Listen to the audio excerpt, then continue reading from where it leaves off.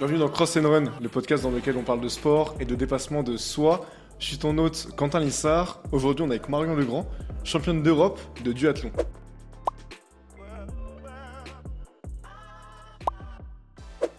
What's up les boys? J'espère que ça va. Bienvenue dans Cross and Run. Aujourd'hui, je suis avec Marion Legrand. Comment tu vas? Ça va très bien. Merci de me recevoir. Bah écoute, merci de venir. Du coup, tu fais du duathlon. Ouais. T'as été... Explique, il s'est passé quoi récemment? Qu'est-ce que t'as eu comme titre? Et ben là, je reviens tout juste des championnats d'Europe de duathlon qui ont eu lieu au Portugal. Et donc, j'ai remporté le championnat pour la deuxième année consécutive. Donc, super contente. Super contente de cette victoire, même si ça s'est joué à pas grand-chose. Mais voilà, elle est là, donc c'est cool. C'est cool pour la France et puis c'est cool pour moi aussi. On va revenir sur la partie compétition, juste. C'est le début du podcast. Je voulais qu'on mette les bases, tu vois, pour montrer que voilà, t'as fait une perf récemment qui est ce qu'elle est. Est-ce que rapidement, tu peux quand même te présenter à ceux qui écoutent les podcasts et qui ne te connaissent pas forcément pour l'instant? Ouais, bien sûr. Marion Legrand, j'ai 32 ans. Ouh là là, même moi, ça me fait du mal. Et voilà, je suis sportive de haut niveau en duathlon. Je fais aussi du triathlon à côté, on va dire à niveau professionnel. On peut pas dire que c'est du sport de haut niveau parce qu'au niveau de la fédération, je suis pas classée sportive haut niveau en triathlon, mais je le suis en duathlon sur les listes ministérielles. Mais voilà, je cours en catégorie professionnelle en triathlon parce que c'est aussi un choix de ma part de m'aligner avec les meilleurs le jour des courses. Sur la partie longue distance en tout cas, hein, pas en triathlon olympique. Et à côté de ça, je suis entraîneur dans la vie. Voilà, j'ai monté ma propre structure de coaching qui s'appelle Foxygen Coaching. J'ai entraîné pendant des années en club et puis j'ai fait un choix ces dernières années de coacher plus de manière individuelle et aussi pour me libérer du temps dans ma vie d'athlète. Mais voilà, je suis une personne qui allie vraiment, on va dire, le sport de haut niveau, qui est une passion d'une certaine manière. J'en vis aussi d'une autre manière, mais quand même, c'est pas énorme, mais ça mène aussi dans ma vie. Mais je suis aussi entraîneur à côté pour allier les deux et avoir une vie de personne presque normale au final. Ok, de toute façon, en tous les cas, ça on va en parler un petit peu. C'était prévu que je te pose la question justement sur ça. C'est quoi rapidement du coup ton palmarès pour expliquer un petit peu aux gens ce que tu as fait du coup dans le duathlon déjà? Alors mon palmarès, en fait je suis venue sur le duathlon parce que j'avais aussi quand même des bases dans l'athlétisme. Hein. J'ai commencé l'athlé toute petite à 10 ans parce que je suis née dans une famille de sportifs. Mes parents qui faisaient de l'athlétisme à haut niveau aussi, hein, qui étaient champions de France dans 2 disciplines différentes. Mon père en demi-fond, ma mère en 100 longueur. Donc on va dire que j'ai grandi dans ce milieu-là et donc j'ai couru, je me suis mise à courir assez tôt. Et en fait, j'ai dévié sur le duathlon beaucoup plus sur le tard parce que j'avais une certaine lassitude aussi de faire que de la course à pied, d'aller toujours sur les mêmes championnats. En fait, j'ai eu un moment de ma vie où j'ai eu besoin de changer parce que j'ai perdu ma sœur jumelle en fait. Okay. Et ça a été un gros bouleversement et à ce moment-là, je me suis beaucoup remis en question et je me suis dit voilà, clairement, à ce moment-là de ma vie, j'allais pas bien et ce renouveau, il passait aussi par une reconstruction sportive pour pouvoir effacer aussi les repères que j'avais de mon, entre guillemets, ancienne vie, même si je vais pas dire qu'il y a un avant et un après. Mais c'est aussi comme ça que je suis venue au duathlon parce que j'avais besoin de me changer les idées, faire de nouvelles choses, rencontrer de nouvelles personnes aussi. Et en fait, j'ai basculé sur le du comme ça. Mon père faisait aussi pas mal de vélo, donc avec quelques petites blessures en course à pied, je suis montée rapidement sur un vélo pour pouvoir me soigner. Je me suis rendu compte que c'était vraiment un sport qui me plaisait. J'avais plutôt du potentiel aussi à vélo, je suis assez puncheuse. Et du coup, j'ai vite fait glisser là-dessus en 2015. Et j'ai vite eu l'envie d'aller sur des championnats parce que j'avais déjà fait un peu de haut niveau en athlé, en catégorie jeune. Et j'avais envie de pouvoir me frotter aussi à ce qui se faisait de meilleur, entre guillemets, en France. Et puis, donc, j'ai goûté à ce qu'on appelle le Grand Prix de première division de duathlon, qui est le meilleur championnat qu'on trouve au niveau français et qui attire d'ailleurs pas mal d'étrangers aussi pour pouvoir justement côtoyer les meilleurs pour aller ensuite sur les championnats internationaux. Et c'est là où je suis venue au DU. J'ai signé dans mon premier club qui a été le Stade Français, qui est un club en région parisienne où j'ai entraîné d'ailleurs en tant qu'entraîneur. Et puis voilà, j'y ai fait vraiment ma construction, mes premières courses, mes premières médailles.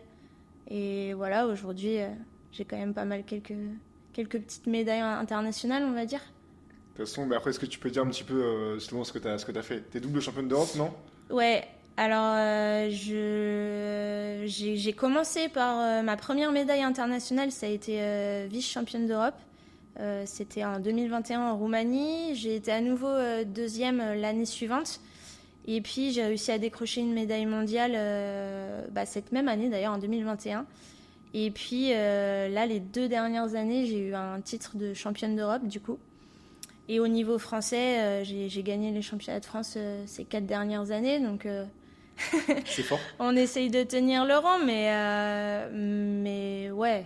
Non, les perfs sont là, mais c'est surtout beaucoup de plaisir et de kiff aussi, parce que à côté des championnats internationaux, il y a aussi beaucoup de courses en équipe sur le Grand Prix. C'est vraiment un format en équipe. Et donc, c'est une belle aventure aussi que tu vis avec 5 autres filles sur la ligne de départ pour un classement final, pour être champion de France, pas à titre individuel, mais de club. Écoute, on a dit beaucoup de choses. On va reprendre, je pense, point par point.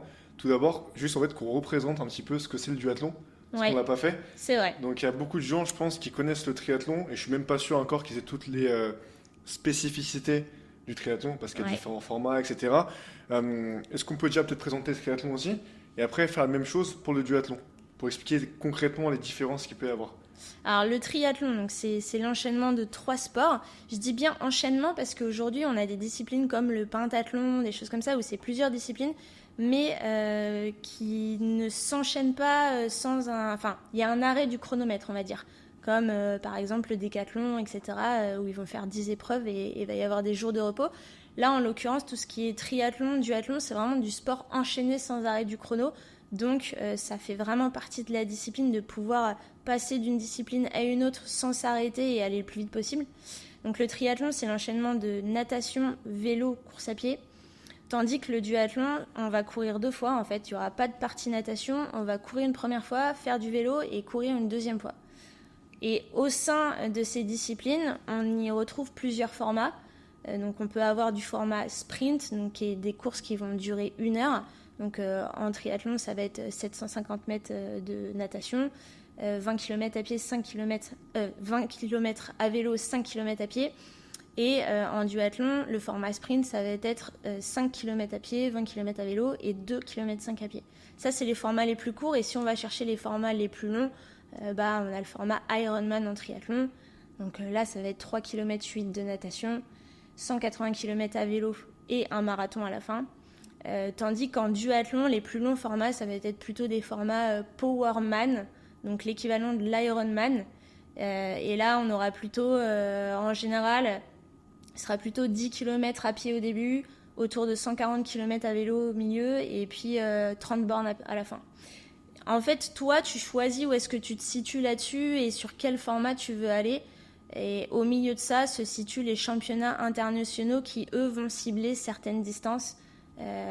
Et en l'occurrence, la Fédération française de triathlon, qui touche à la fois le triathlon et le duathlon, elle va proposer des championnats, et notamment, par exemple, les championnats d'Europe. Moi, en élite, donc la catégorie, entre guillemets, ce qu'on appelle professionnelle, même si c'est pas vraiment...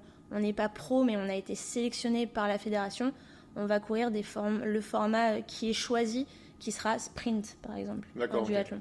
Voilà. Okay. Il y a des championnats d'Europe Powerman, mais ils ne sont pas rattachés à la Fédération française de triathlon. C'est pas évident à cerner, mais faut lire, il y a plein de choses. Et le triathlon longue distance, c'est un peu la même chose. Le triathlon, il y a le triathlon olympique, où là, tu vas être choisi par ta fédération pour représenter ton pays, aller faire les Jeux olympiques, etc., les championnats d'Europe. Et ça va être un format médium. Donc là, on parle de 1,5 km de natation, 40 km à vélo, 10 km à pied.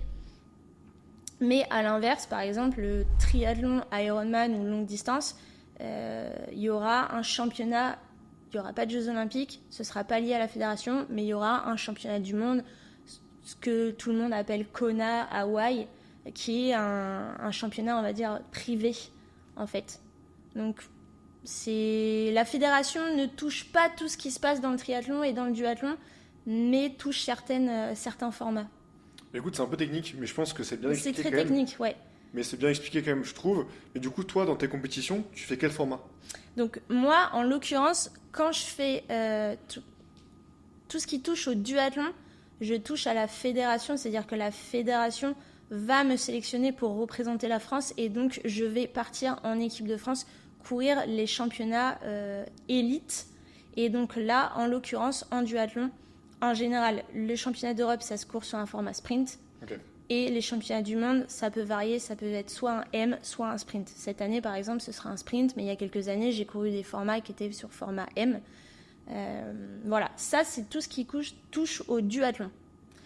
Bah attends, mais du coup, ce qui veut dire que d'une année sur l'autre, pour un championnat d'Europe ou du monde, tu peux avoir un format qui change. En fait, c'est arrivé effectivement qu'il y ait des formats, c'est le choix, on va dire, de tout ce qui est ITU, World Triathlon, qui va choisir sur quel format on va courir. Mais en général, c'est plutôt sprint, les Europes, et M, les championnats du monde, même si ces dernières années, on ne sait pas trop pourquoi, ils ont tendance à nous passer sur des formats sprint aussi pour les mondiaux. Et à côté de ça, et c'est pour ça qu'on le voit aussi pas mal sur les réseaux, il y a aussi des amateurs qui décident de venir courir ces championnats. Ce n'est pas réservé qu'aux élites, simplement, en fait, c'est un choix de l'athlète qui va dire, bah voilà, moi, j'ai envie de courir les championnats d'Europe ou du monde de duathlon, mais je vais courir en catégorie groupe d'âge. Et donc, on voit quand même pas mal de personnes qui vont dire, voilà, moi, je suis champion du monde de telle catégorie. En fait, il est champion du monde de sa catégorie à lui, mais il n'a pas couru la course élite. Et en fait, en triathlon, il y a un peu la même chose aussi sur le longue distance, où toi, tu vas décider de courir soit dans la catégorie professionnelle, soit tu vas courir dans la catégorie amateur. Ça, c'est tout ce qui est longue distance. Mais je comprends que ce soit pas évident à cerner de l'extérieur et parfois même sur les réseaux, je vais pas dire que nous, élites, on est un peu perturbés, mais c'est vrai qu'il y a des gens qui se présentent comme champions du monde de telle catégorie. Et en fait, je pense que dans la tête des gens, tout le monde confond. Alors qu'en fait, par exemple, je vais dire une bêtise, mais le champion du monde aujourd'hui de duathlon, c'est Mario Mola, c'est un Espagnol. Et du coup, parfois, certains ont l'impression que c'est une autre personne, alors que non, en fait, l'élite, c'est lui en tout cas. Ok, bah écoute, non, pour moi, ça me paraît encore une fois de plus super clair ce que tu m'as dit. Il y a juste un point, moi, qui m'interpelle. Ça veut dire que du coup, enfin, de ce que je peux comprendre et imaginer, parce que je fais un petit peu de sport, pas à ton niveau, mais je fais un petit peu de sport, quand tu t'entraînes pour un format S et pour un format M, je pense que l'entraînement est un peu différent. Et même toi, en fait, peut-être que tes qualités physiques vont te permettre d'être meilleur sur un S plutôt que sur un M. Ça, comment tu fais du coup pour t'entraîner en fonction de ça? Tu as complètement raison. C'est vrai que c'est très très variable. Certains vont avoir beaucoup plus de chances de performer sur des sprints que sur des M. Hein. Il faut quand même savoir qu'un M en duathlon, tu dois déjà courir 10 bornes au début et tu dois recourir 5 bornes à la fin. C'est assez éprouvant quand même, avec 40 bornes de vélo au milieu. Du coup, en fait, l'idée, c'est de connaître les formats avant. Hein. Quand tu sais que tu as été sélectionné pour un championnat du monde où ça va être un M, bah voilà, il y a une certaine préparation à avoir en amont. La fédération s'appuie aussi sur des performances que tu as pu faire sur course à pied sèche aussi, sur un 10 km route pendant l'année. C'est vrai que parfois, on nous demande de répondre à certains critères et certains chronos aussi pour pouvoir être sélectionné. Justement, j'ai tes perfs là. Ouais. Je crois que j'ai tes perfs sous les yeux. Attends, je vais essayer de les récupérer. Tac. Peut-être que je suis pas à jour. Hein, Est-ce mais que c'est à jour ça? Alors, je suis là-dessus. Normalement, je pense que c'est à jour. Sur 10 km, ton meilleur temps, c'est 33 minutes et 5 secondes. Ouais, c'est ça, ouais. Donc, du coup, c'est quand tu parles de perf sèche, du coup, c'est un peu ça, en fait. Ouais. Et par exemple, sur le semi-marathon, pardon, tu as fait 1h13 et 6 secondes. Ouais. En comparaison, moi, j'ai fait 1h49. Donc, tu vois, il y a un monde d'écart. Ouais. Il y a l'entraînement aussi. Ouais, mais tu vois, c'est impressionnant, en fait. Et comme tu dis aussi, peut-être que voilà, toi, tu serais peut-être plus performant sur des formats courts que des formats longs, etc. Tu vois, il y a aussi ça qui joue. Et en effet, derrière, les résultats sont pas... Voilà, il y a certains athlètes qui ont plus de chance sur des formats. Et c'est aussi pour ça que parfois, tu choisis. C'est aussi pour ça que moi, pour en revenir sur le triathlon, je vais pas sur du triathlon court distance ou du triathlon olympique parce qu'on l'a pas abordé aussi, mais tous ces formats de la fédération sont des courses qui se courent avec du drafting à vélo. Ça veut dire qu'on peut être en groupe, on peut être en pack, tout ce que tu vois au Tour de France. D'accord, ouais. Alors que les formats longue distance, tout ce qui est label privé, Ironman, etc., et ben là, il n'y a pas de notion de drafting, c'est interdit, on doit respecter une distance. Ah, d'accord, je Et savais pas donc, ça. Ok. ouais, et donc, du coup, je te dis une connerie, mais moi, je suis pas une bonne nageuse. J'ai nagé très très tard, etc. J'essaye de m'y mettre, mais voilà. Et ben, sur des formats courts, etc., où il y a du drafting, si je sors avec, je te dis une bêtise, mais si je sors avec 3 minutes de retard, bah, autant te dire que les filles devant, elles roulent en groupe. Moi, je les revois jamais. Ouais, c'est ça, Parce je que même comprends. s'il y en a certaines qui ont un niveau vélo pas foufou, et ben du coup, elles sont happées dans la masse, et puis elles partent, et puis toi, tu roules tout seul et tu laisses aussi beaucoup d'énergie. Donc c'est aussi pour ça que, selon tes qualités, tu vas choisir le format que tu veux, avec drafting, sans drafting, plus long, moins long et tout. Tu vois. Tu sais que tout ça, j'avais pas la notion. En fait, pour moi, en Ironman, juste, je pensais que les distances étaient tellement longues Ouais. qu'en fait, c'était impossible qu'il y ait deux personnes qui se suivent, tu vois. Parce qu'il y avait un rythme. Figure-toi que non, et malheureusement, aujourd'hui, c'est un peu la guerre aussi à ça, c'est que même sur longue distance, il y a du drafting, malheureusement. Il y a des arbitres qui sont là sur la course qui essayent de contrôler, mais parfois, c'est pas toujours respecté, et bon, t'en entends toujours qui gueulent un peu parce que voilà, et voilà, il y a quand même quelques cartons qui tombent. Mais tu choisis là où tu vas être le plus performant aussi en fonction de ces règles-là aussi. Ok. Voilà. Non, mais écoute, c'est top. Et justement, là, quand je reprends tes perfs, on en parlait un petit peu au début. Ouais. Quand tu as commencé, etc., par la course à pied, etc. Du coup, par rapport au temps que tu as pu faire, qu'on a évoqué tout à l'heure, on comprend que la course à pied, c'est comme ton point fort. Ouais. Est-ce que du coup, dès le départ, enfin, toi, le choix de faire le duathlon, est-ce que c'est de te dire, ok, moi je suis très très forte en course à pied, je vais faire ça, plutôt qu'un triathlon, parce que le triathlon, comme tu as dit, peut-être que la nage, c'est pas forcément ton point fort. Comment tu as choisi en fait le duathlon plutôt que le triathlon au début?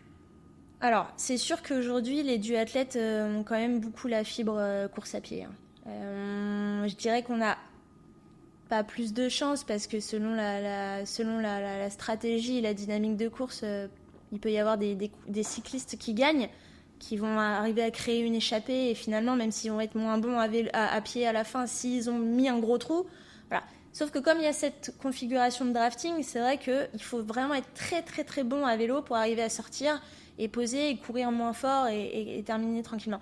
Donc c'est vrai que moi qui ai plutôt des qualités de coureuse, ce sport est beaucoup plus adapté pour moi parce qu'il y a aussi une notion de stratégie, prendre les bonnes roues, se cacher, etc. Et quand j'ai choisi le duathlon, on va dire que c'était plus parce que mes qualités parlaient et que c'était plus simple pour moi et aussi au niveau du temps passé à l'entraînement. S'entraîner pour 2 disciplines, c'est déjà moins chronophage que pour 3. Et puis surtout, moi, j'avais pas du tout la fibre natation, quoi. Pas du tout, du tout, du tout. Je l'ai toujours pas, malheureusement. Hein. On me tanne pour que j'y aille parce que c'est vrai que sur longue distance, mes qualités à pied me permettent de faire de très belles choses. On va dire que ma moyenne générale à la fin de la course de durée va être bonne, mais c'est parce que ma course à pied va me permettre de gagner beaucoup de temps. Mais au début, je sors avec beaucoup de retard. Et donc, j'ai fait ce choix-là d'aller sur du duathlon parce que c'était beaucoup plus simple avec mon entraîneur, parce que je travaillais aussi à côté et que ouais, tout simplement, c'était plus logique, quoi. Et qu'il y avait un certain projet de duathlon sprint qui se montait dans mon club avec des filles et que je suis allée au plus simple, on va dire. Ok, ça marche. Et du coup, maintenant que toi, tu es athlète, on va dire accompli en. Enfin, c'est pas on va dire, c'est que tu es athlète accompli en duathlon. C'est quoi une semaine type d'entraînement? Comment tu gères tout ça? Parce que je sais que moi, j'ai fait un marathon, comme je t'avais dit. Et franchement, c'était long, tu sais, courir, c'était des sorties. Pour moi, ça me paraît long quand je devais partir, tu sais, le dimanche, 2h30. Ouais. Ça me paraissait super long. Toi, comment ça se passe du coup ta semaine d'entraînement? Une semaine un petit peu typique. Bah, en fait, j'ai pas. Alors, faut savoir que dans la vie, je suis entraîneur, mais je fais appel à un entraîneur. C'est ce que j'allais dire aussi. Voilà. J'ai eu une phase où je me suis entraînée seule. Parce que je sortais d'une relation avec un entraîneur où j'avais besoin de souffler Et c'est aussi une certaine manière, tu te testes aussi avec les méthodes que tu veux mettre en place pour les autres, tu les testes aussi sur toi, et voilà. Mais je me suis rendu compte que En fait, moi, j'ai choisi ce métier d'entraîneur pour avoir une relation avec mes athlètes que j'aimais beaucoup à titre individuel, moi, en tant qu'athlète, d'avoir avec mon coach. C'est une relation qui me rassure, on peut discuter, la personne t'envoie sur des choses que toi, tu n'aurais pas choisies. T'as certaines lacunes parfois, du coup tu te dis non, je n'ai pas envie d'aller faire cette séance parce que je sais que je vais en baver. En fait, quand ton coach il va te la donner, tu vas aller la faire quand même, et puis c'est comme ça aussi que tu progresses. Et donc aujourd'hui, j'ai un entraîneur qui me permet de planifier mes semaines. Il est étranger, il est espagnol. Je l'ai rencontré pendant la période Covid parce qu'il y avait très peu de courses en France et que je suis allée courir en Espagne pour maintenir un peu mon niveau et faire de la compétition parce que j'aime ça tout simplement. Et donc le fait qu'il soit loin, c'est pas évident aussi Et puis il y a la barrière de la langue aussi, hein, parce que bon, moi je parle anglais, un petit peu espagnol, mais du coup c'est compliqué. Et donc si tu veux, lui, il me donne des semaines, mais moi avec mon expérience, mon point de vue d'entraîneur et mon quotidien aussi, parce que je laisse quand même beaucoup de place à ma vie personnelle aussi. Et ce qu'il me donne, je vais avoir une certaine flexibilité dessus et je vais un peu le réadapter, je vais le suivre, mais il le sait très bien que parfois je vais faire un peu à ma sauce. Et donc j'ai des semaines types, mais finalement qui sont très flexibles. Donc il m'envoie sur une plateforme et puis je vais quand même un peu les bouger. Mais maintenant, grosso modo, je m'entraîne pas non plus, j'ai pas un gros volume. Okay. Je pense que je sors un peu du cadre. En gros, pour faire simple, je cours autour de 40-50 km à pied par semaine, ce qui n'est pas beaucoup. Ouais, j'aurais imaginé plus. Ouais. Non. À vélo, je suis plus autour de 150, 200 quand je décide de rouler pour préparer du longue distance en triathlon. Et natation, je commence à m'y mettre, on va dire tout juste, parce qu'au début, j'avais vraiment pas la motive. Maintenant, comme je vois que je suis capable de certaines choses en triathlon, j'essaie d'y aller plus. Mais je vais essayer d'y aller 2 fois. Et là, ma target, c'est d'y aller vraiment beaucoup plus pour essayer d'arrêter de sortir trop loin, quoi. Donc voilà, en gros, ma semaine, c'est ça. Et j'ai pas de semaine type. En fonction des échéances, on va jouer. Moi, je table plutôt sur 4 semaines de charge, où je vais m'entraîner progressivement sur 4 semaines. Et après, il faut que je réduise parce que je suis quelqu'un qui se fatigue très vite au final. J'allais te dire ça, comment tu gères justement du coup tes entraînements? C'est parce que je sais que forcément toi t'es au très haut niveau, il faut quand même que tu pousses, mais t'as quand même une barrière à pas franchir, sinon tu vas exploser. Ouais. Ça, est-ce que tu arrives à le gérer parce que maintenant tu connais ton corps ou voilà, comment tu le gères tout ça? C'est pas évident, hein. Franchement, c'est pas évident parce que comme je te dis, je pense que j'ai un profil qui est assez particulier dans le sens où je tolère pas beaucoup d'entraînement. Aujourd'hui, forcément, comme je côtoie quand même beaucoup d'athlètes, je fais un championnat en équipe aussi. Le Grand Prix, c'est un championnat qui se fait en équipe. Donc, entre les filles, on parle beaucoup de nos entraînements. On part en stage aussi ensemble. J'ai fait des stages en équipe de France. Je vois comment s'entraînent les autres. Je vois comment moi, je m'entraîne. J'arrive pas à avoir le volume que eux ils ont aujourd'hui. Peut-être parce que j'ai jamais cherché à avoir cette progressivité et que j'ai toujours conservé un pied dans mon travail qui me prend du temps et cette vie aussi à côté où j'aime faire plein de choses et du coup c'est assez énergivore aussi, hein. Mes après-midi de récup, je les passe dehors à Marseille avec ma compagne, on va se balader, on kiffe notre vie, quoi. T'en as besoin on aussi, a 30 ans, voilà. Alors que peut-être que parfois je ferais mieux de rester chez moi et de récupérer. Donc du coup, l'entraînement à côté, il faut bien le tourner. Et aujourd'hui, j'ai encore du mal à faire plus parce que mon corps... c'est marrant parce que parfois, j'ai même tendance à beaucoup relâcher l'entraînement. Et c'est là où finalement, le jour de la course, je vais être vraiment costaud. Par exemple, je te donne un exemple. Dernièrement, j'ai fait le 70.3 de Aix, qui est un label Ironman, qui est quand même une grosse course. Avec ma compagne, on est parti, on a fait un week-end mariage en Allemagne. Je lui ai dit, ouais, tu sais que ça tombe vraiment pas bien. C'est la semaine avant. Et du coup, j'ai dû couper mon entraînement pendant 4 jours. Avant de partir, j'ai fait quelques petits rappels, mais j'ai vraiment beaucoup diminué mon volume, etc. Je pense que j'en avais besoin aussi parce que je m'étais quand même assez bien entraînée. Et quand je suis arrivée sur la course, je savais que mon point fort, c'était la course à pied. Et j'avais tellement peu couru cette semaine-là que je me suis dit, punaise, j'espère que je vais arriver à le sortir, ma touch Marion Legrand. Parce qu'en fait, aujourd'hui, les triathlons que je fais, là où j'arrive à vraiment faire la différence, c'est la course à pied, parce que j'arrive à sortir des grosses dernières, je dis dernières courses à pied, ça c'est à cause du duathlon, parce qu'il y en a 2, mais en triathlon, il n'y en a qu'une. Mais j'arrive à sortir un gros semi. Et j'étais inquiète parce que j'ai dit à Garance, je lui ai dit, mais je sais même pas si je vais réussir à courir le semi fort, parce que là, j'ai l'impression que j'ai rien dans les jambes. J'ai l'impression que j'ai pas couru. Et en fait, le jour de la course, j'ai été hyper bien. Et j'ai couru mon plus gros semi, je l'ai fait en 1h16,52. Alors j'avais 90 km dans les jambes. Et en fait, parfois, j'ai l'impression que le fait de faire moins, et ben, ça me fait être encore mieux. Et donc, je suis pas inquiète aussi par rapport à ces semaines qui sont peut-être moins volumineuses que d'autres, parce que je sais que moi, ça me réussit. Et que mine de rien, ça me permet aussi d'avoir toujours envie de faire mon sport et de pas avoir un moment où je me dis ouais, le triathlon, le duathlon, j'en ai marre, ça me tape sur le système. Tu sais, c'est le fait que ce soit trop, que tu fasses toujours les mêmes choses.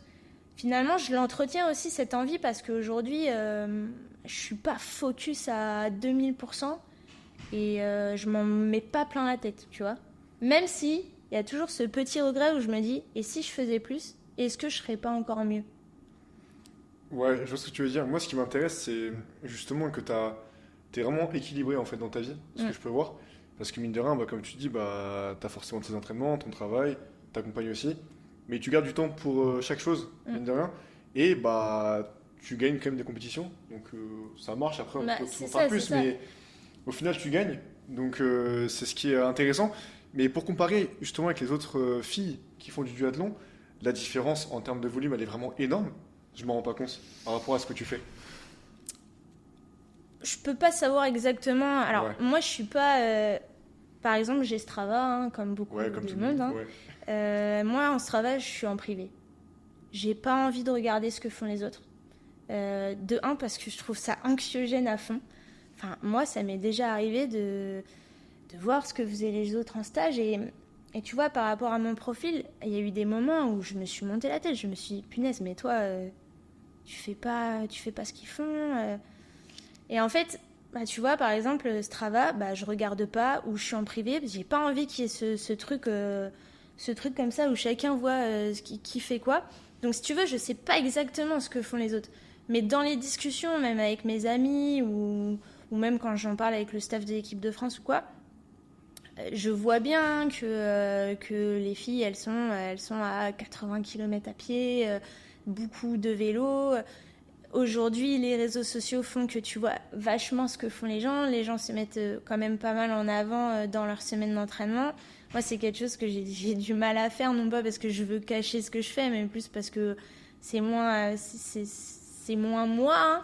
Mais je vais plutôt mettre en avant mes conneries ou ce que je vais cuisiner à la maison que le sport. Mais je sais quand même que les autres font plus. Et si eux, ça leur réussit, tant mieux, tu vois. Après, je te cache pas que j'aimerais bien pouvoir essayer, mais il faut que derrière, je puisse suivre. Et là, par exemple, dernièrement, je suis allée en stage au Portugal avec l'équipe de France. Je me suis j'ai un peu fait ce qui se faisait sur le terrain. Avec mon coach, on avait décidé de ne pas avoir une semaine attitrée et de se mélanger. Donc, j'ai fait pas mal des séances de ma coéquipière en équipe de France, Marion Le Goff, qui, elle, a quand même un entraînement assez intense aussi à pied. Et elle, ça lui réussit très bien. Et moi, du coup, cette semaine-là, je suis allée faire les séances avec elle. C'était vraiment cool de pouvoir partager et de se tirer aussi vers le haut. Mais je me suis rendu compte que quand je suis revenue, j'ai mis du temps à récupérer, en fait. Et c'était pas forcément ma méthode. Moi, je suis quelqu'un qui fait des séances avec mon entraîneur. on fait très peu de récup pincée. Tu vois, par exemple, moitié temps d'effort ou encore moins pour vraiment travailler tout ce qui est résistance, etc. Moi, à l'inverse, je fais beaucoup de récup longue. Et donc, c'est une autre approche. Mais aussi parce que j'ai du mal à tolérer tout l'entraînement. Ça me permet de mieux tolérer, d'aller chercher des allures peut-être plus hautes encore. Parce que du coup, je vais avoir un temps de récup plus long. Mais en même temps, je vais moins travailler cette partie. Faut tenir pendant longtemps aussi. C'est une approche. Après, aujourd'hui, ça me réussit.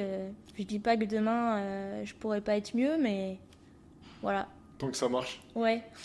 C'est clair. Mais j'ai eu chaud sur le dernier championnat. J'ai eu chaud. Jeanne Dupont, si t'écoutes. Tu veux qu'on en parle? Ouais, si tu veux. Eh, vas-y, viens, on en parle. Du coup, il s'est passé quoi? Il s'est passé que la dernière course à pied, donc c'était un format sprint. On s'est quand même pas mal regardé à vélo. Il y a eu un groupe qui est revenu de l'arrière. J'avais conscience que dans ce groupe, il y avait des filles qui couraient très fort, notamment une Anglaise que j'avais vue sur un championnat avec un format assez particulier, très court, avec des milles très rapides. Et donc elle était à l'arrière du groupe et elle roulait pas beaucoup. Donc je m'étais dit, oulala, ça va se terminer sur une dernière course à pied totalement explosive. Et en fait, quand on pose le vélo, moi j'arrive à assurer une transition plutôt correcte. Parce que la transition en duathlon fait vraiment partie du sport. C'est presque une 4e discipline. Ça, tu le bosses ou pas du coup? Ouais, tu le bosses, ouais. Okay. En fait, il faut arriver à poser ton vélo, poser ton casque, mettre tes chaussures le plus rapidement possible. Parce que dis-toi juste que quand tu as 2,5 km à courir, donc t'imagines, c'est genre... Pour toi, c'est rapide, ouais. C'est entre 8 et 9 minutes selon le parcours. Donc dis-toi que si, je sais pas, t'arrives pas à enfiler tes pompes, par exemple, c'est 3-4 secondes. C'est 3-4 secondes que derrière, il faut que tu combles. Et ça, physiquement, sur si peu de courses à pied, faut le faire, quoi. Faut arriver à rentrer. Donc du coup, la transition est très très importante. Il faut arriver à être très efficace. Et quand je pars, j'ai un petit peu d'avance. Mais en fait, il y avait quand même pas mal de vent sur le parcours. Et je savais qu'il y avait une Belge, une jeune qui arrive sur le circuit, qui a vraiment un gros potentiel et qui avait montré ses preuves sur le championnat de première division, qui recolle le groupe assez vite. Donc on était 3 à ce moment-là. Et en fait, il y avait du vent et j'avais pas envie de mener tout. Donc elle a fini par passer peut-être à 900 mètres de la ligne d'arrivée. Et en fait, ça a accéléré très, très, très, très fort. Et on est restés vraiment toutes les deux au coude à coude. Et au final, ça se termine à 100 mètres de la ligne. Donc là, c'est celle qui aura le dernier mot. Mais pour donner un ordre d'idée, quand j'ai regardé... alors la dernière course à pied, on la court à 3,15 au kilo. Donc ce qui est quand même très rapide. C'est hyper rapide. Sur un parcours avec des passages de pont, des vire-vire, du revêtement en sable. Donc c'est une des courses à pied les plus rapides que j'ai fait en fin de duathlon. Et pour un ordre d'idée, les 2 dernières minutes, on les court à plus de 20 km/h. J'imagine. Donc en fait, c'était comme ça. Et au final, ça se joue à peut-être 30 mètres de la ligne où j'arrive à me détacher dans le sprint final. Mais ça fait mal, quoi. Comme j'ai pas arrêté de dire à mes amis, elle m'a décroché les chicots, quoi. Énorme. Attends, juste 2 secondes. Tristan, on a perdu une lumière. Bon, c'est pas très très grave. Après, je vais revenir du coup sur la question que je vais te poser. Justement, une course, toi, mentalement, comment tu l'abordes? Parce que là, on voit que du coup, tu fais une course, tu sais, c'est serré à la fin, etc. Toi, comment tu l'appréhendes? Est-ce qu'avec l'expérience, du coup, tu arrives à garder ton calme? Ou est-ce que justement, ça te stresse et comment tu le vis ça? Quand tu es dans le truc? Ouais, alors moi je suis quelqu'un d'assez stressé, je vais pas mentir. Je suis quelqu'un d'assez stressé, mais je commence à faire un travail là-dessus aussi. Tout le monde me dit que j'aurais besoin d'un préparateur mental ou une préparatrice mentale, ce qui serait quand même le bienvenu pour m'apaiser sur les compétitions, parce que j'ai tendance à me poser 1 milliard de questions, même si c'est ouf, parce que c'est un travail que j'arrive très bien à faire avec mes athlètes, à les rassurer, les machins, mais c'est toujours plus compliqué quand c'est toi. Et donc oui, je suis stressée, mais avec l'expérience, je commence à avoir de plus en plus confiance en moi et dans mes capacités. Et donc quand j'aborde la course, en fait, c'est un peu comme tout le monde. Au début, tu te poses des questions, puis quand le coup de feu il part, t'es déjà beaucoup plus relax. Tu vis vraiment l'instant présent et t'essayes d'être placé là où il faut être pour gagner le plus de temps. Et voilà. Mais par exemple, là, le DTN, avant la course, donc le sélectionneur qui était là avec nous, il nous a dit, voilà, comment vous voyez les choses. Et moi, je lui ai dit simplement, pour moi, demain, c'est un grand prix, quoi. C'est comme les courses en France que je fais avec les clubs, je l'aborde de la même manière, hein. C'est, voilà, être là au bon moment. Et là, comme j'étais tenante du titre, j'avais à cœur de le refaire, tout en ayant conscience de ce que j'ai, du bagage derrière moi. Je considère que c'est marrant, on en parlait avec les garçons, parce que j'ai demandé à Krylan Lubillan, qui lui aussi a un gros palmarès en duathlon, qui a été champion du monde en 2022. Je lui ai dit, tu la sens comment la course? Et il m'a dit, j'ai l'impression que je peux gagner comme je peux faire 15e. Et il m'a demandé, et toi? Et je lui ai dit, pareil en fait.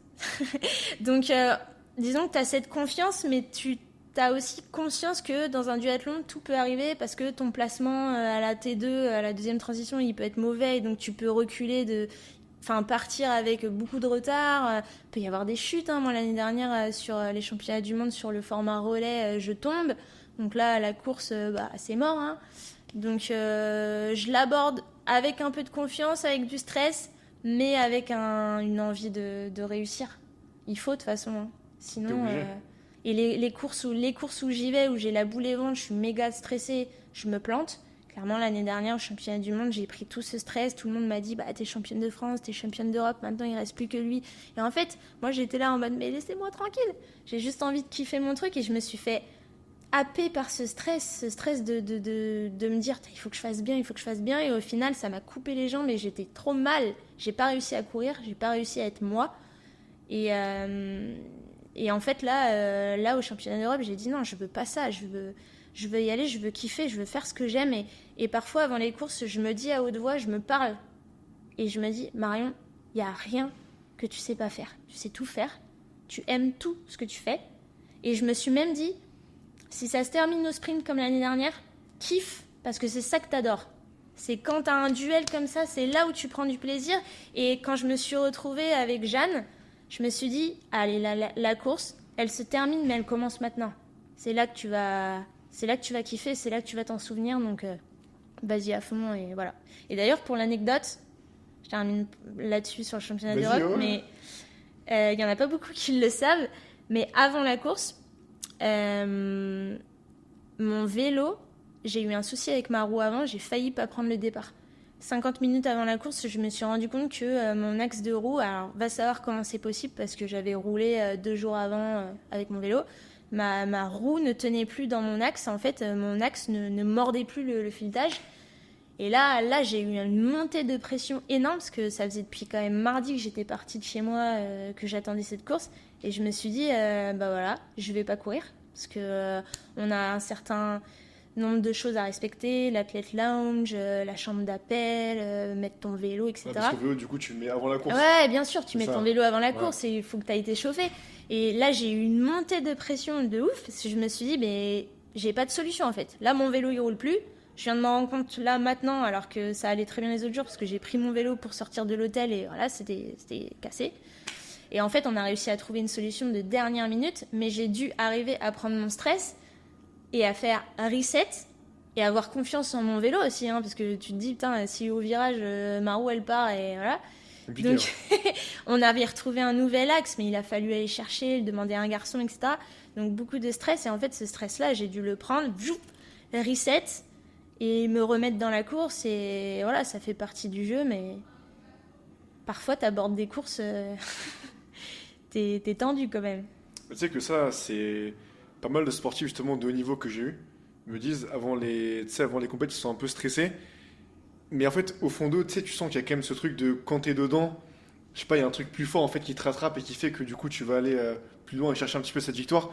Et toi justement, c'est quoi, qu'est-ce que tu penses qui fait que toi actuellement en fait, t'arrives à gagner les championnats d'Europe? En fait, pourquoi toi tu gagnes? Qu'est-ce que t'as peut-être en plus peut-être, ou qu'est-ce que t'as développé qui te permet justement d'aller chercher la victoire? Attention, faut pas que je dise mes tips. Non, mais tu vois, sans donner tous tes tips, mais c'est quoi peut-être un facteur de réussite, tu vois, que tu as pu développer et qui te permet justement d'aller prendre les victoires? Franchement, je sais pas. Joker, parce que je te dis, parfois je côtoie des athlètes et je me dis, j'aimerais bien être comme eux. J'aimerais bien être comme eux parce qu'ils paraissent hyper sûrs d'eux, ils paraissent hyper confiants. Et j'aimerais avoir cette même confiance.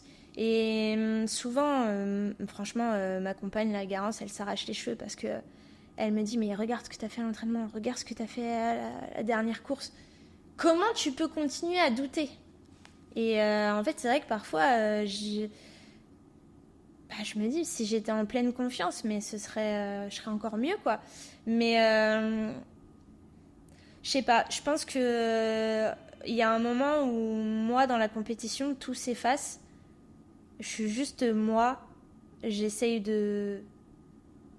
J'ai envie de réussir et je pense que ça prend le dessus sur l'instant présent. J'ai toujours une grosse pensée aussi pour ma sœur. Souvent, on me voit sur les lignes d'arrivée. C'est des choses parfois que je contrôle pas. Je les fais aux Europes, je les fais à d'autres moments, mais j'ai toujours un petit signe pour elle parce que voilà, elle était atteinte de polyhandicap et elle marchait pas, elle pouvait pas courir. J'étais ses jambes en fait. Et c'est vrai que il y a des moments, parce que ça a été aussi très dur pour moi dans ma vie. Je pense que ces moments de souffrance, parce que j'en ai eu quand même pas mal, me font me transcender en fait.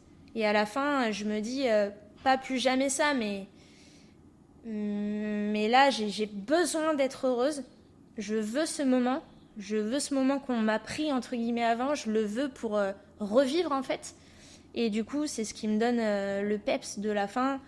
Et c'est aussi pour ça que souvent après les courses, notamment sur les grands prix, j'essaye de beaucoup profiter avec les filles sur les podiums. On se tape quand même des bonnes barres aussi avec les autres clubs. J'ai tendance à lancer des petites danses sur les podiums, des choses que parfois les gens font pas trop, et j'essaye de vraiment donner ce côté fun et profiter de la vie. Je pense que ma différence, elle se fait ici. Après,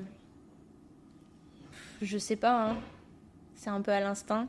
Non, mais c'est déjà bien. Mais tu vois, en fait, je te dis, c'est vraiment en fait un truc que tu as en toi. En fait, t'as un pourquoi qui est tellement fort, peut-être maintenant, qui est inconscient aussi, qui fait qu'en fait, tu vas aller chercher plus loin pour aller prendre cette victoire. Mais écoute, franchement, moi j'ai un petit peu fait, tu vois, le tour des questions que je voulais te poser. Ce que j'ai aimé, c'est que les questions, elles étaient ici. J'ai pas regardé une seconde des questions, quasiment. Ça s'est fait beaucoup, voilà, à l'instinct. C'était vraiment trop cool. Juste, on a une question qu'on pose tout le temps en fin de podcast. Ouais. Je sais pas si t'as eu le temps de la lire quand t'es arrivé. Non, je pense pas. Non, t'as pas eu le temps de la voir.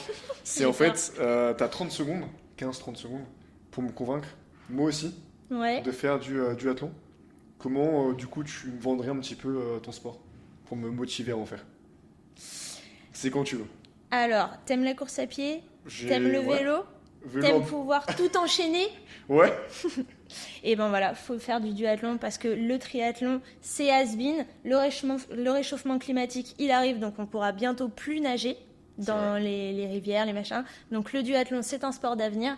Il faut y aller, c'est hyper excitant. Tant que la ligne n'est pas franchie, et ben rien n'est fait.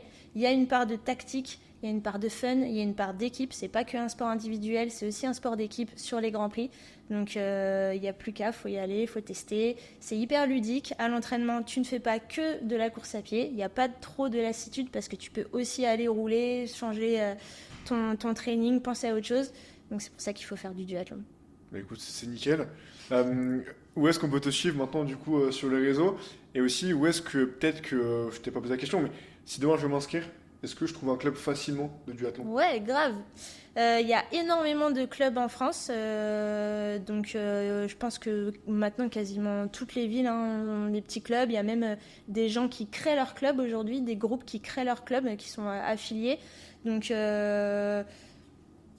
tape le nom de ta ville, club triathlon, je suis sûre que tu trouves quelque chose facilement.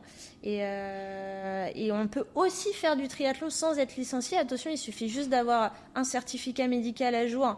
De savoir nager, c'est mieux, parce que voilà, pour pas flipper. Ouais. Et de prendre ce qu'on appelle un pass compétition qui te permet de courir à la journée, que ce soit sur du duathlon, du triathlon. Et donc voilà, il n'y a pas besoin d'être forcément licencié, mais après, c'est sûr que pour s'entraîner, être structuré et avoir moins peur le jour de la course, se sentir préparé, c'est mieux d'être licencié dans un club, ouais. Bah écoute, moi j'ai fait un triathlon, c'était un format S, je t'avais dit Ouais. le triathlon de Paris.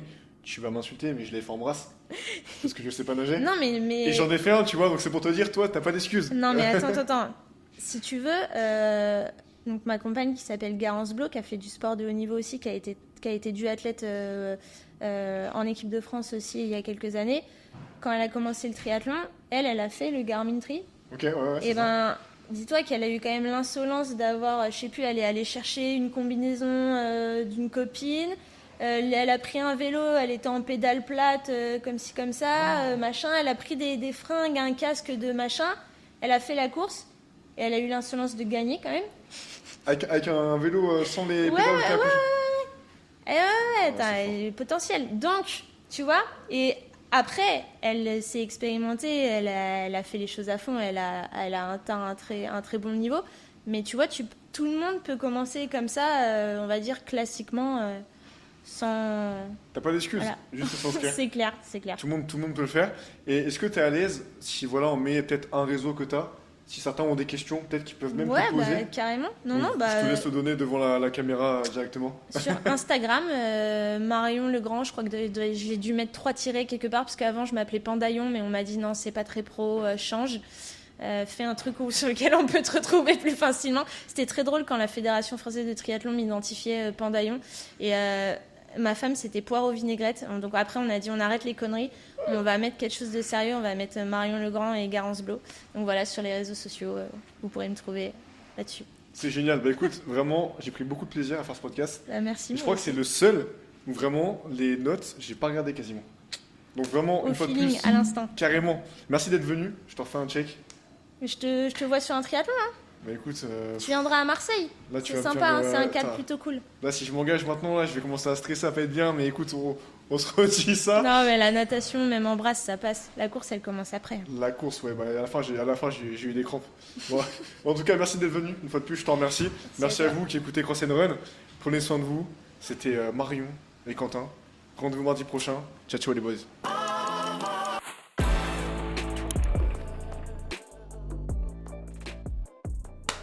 C'est la fin de ce podcast, t'es triste, moi aussi. Reste encore un petit peu, j'ai une annonce à te faire. Maintenant, on est partenaire avec Nutrimuscle, entreprise française de compléments alimentaires. En utilisant le code CNR10, t'as 10% de remise des 50 € d'achat. Quant à moi, je te dis rendez-vous mardi prochain. Prends soin de toi, ciao ciao.